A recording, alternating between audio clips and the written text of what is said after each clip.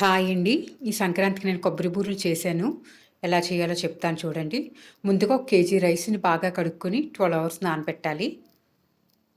ఈ లోపల మధ్య మధ్యలో ఆ నీళ్ళు పోసుకుంటూ ఫ్రెష్ నీళ్ళు పోసుకోవాలండి కడిగి. 12 గంటలయ్యాక ఈ నీళ్ళంతా ఓర్చుకోవాలి. 1, 2 సార్లు వాష్ చేసుకోవాలి ఫ్రెష్ నీళ్ళతోని. ఇలా చిల్లులు బుట్టలో ఏసి తడి ఆరబెట్టుకోవాలండి. మరీ ఇంత తడిగా ఉంటే పిండి అవ్వదు కాబట్టి కొంచెం కాటన్ క్లాత్ మీద వేసుకొని తడి ఆరనివ్వాలి. మన చేతితో పట్టుకుంటే ఇలాగా అంటుకునేలా ఉండాలి ముద్ద ఇలాగా. యాలకులతో కలిపి మిక్సీ చేసుకుని కొద్ది కొద్దిగా వేసుకుంటూ కేజీ బియ్యాన్ని కూడా నేను పౌడర్ చేసుకున్నానండి. ఈలోగా ఒక కొబ్బరికాయని కొట్టుకుని కొబ్బరి చెక్కని తురిమి పెట్టుకున్నాను. చూసారా, మిక్సీ చేసుకుని పిండిని తడి ఆరకుండా మూత పెట్టి ఉంచుకోవాలి. ఈలోగా కొబ్బరి ముక్కల్ని మిక్సీ వేసుకున్నానండి. కొబ్బరి తురుము చేసుకుని ఉంచుకోవాలి.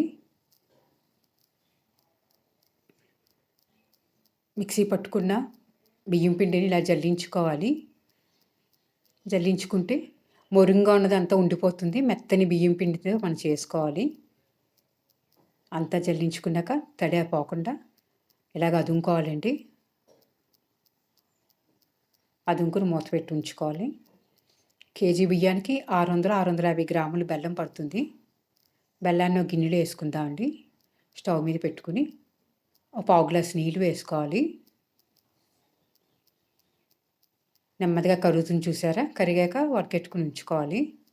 పాకాన్ని వడకెట్టుకోవాలండి. ఏదైనా నలకలు ఉంటే పోతాయి. మళ్ళీ అదే పాత్రలో వేసుకుని స్టవ్ మీద పెట్టుకోవాలి. చూడండి, కరిగితే పాకం వస్తుంది. సగం పాకం వచ్చాక ఈ లోపల తురిమి పెట్టుకున్న కొబ్బరిది వేసుకోవాలండి. అలా అయితే మనకి తడిపోతుంది. కొబ్బరిలో ఉన్న తడి అంతా కూడా పాకంతో పాటు పోయి చక్కగా నీట్గా నిలవ ఉంటాయండి ఎక్కువ రోజులు. చూసారా, పాకం చెక్ చేసుకోవాలి. ఇలా రావాలి. ఇలా వచ్చాక నువ్వులు ఉన్నాయి. నువ్వులు తప్పనిసరిగా వెయ్యాలండి. చాలా టేస్టీగా ఉంటాయి. కొబ్బరి ముక్కలతో పాటు నువ్వులు వేస్తే చాలా బాగుంటాయి. సేమ్ అరిసెల్లాగే రుచిగా ఉంటాయి. నువ్వులు వేసుకున్నాక ముందుగానే జల్లించి పెట్టుకున్న బియ్యం పిండిని కూడా కొద్దిగా వేసుకుంటుండాలి. కొద్దిగా వేసుకుని కలపాలి. నాకు 2 గుప్పిళ్ళు బియ్యం పిండి అయితే మిగిలిపోయిందండి. ఇలా మొత్తం వేసుకున్నాక 2 స్పూన్లు నెయ్యి వేసుకుని ఒకసారి కలుపుకుని మూత పెట్టి ఉంచుకోవాలి. గాలి తగిలితే డ్రై అయిపోతుంది. కొద్దిగా చల్లారనివ్వాలి. మూత పెట్టి కొద్దిగా చల్లారనివ్వాలి. ఈ లోపల ఒక పాన్లో నూనె వేసుకుని మరిగించుకోవాలండి.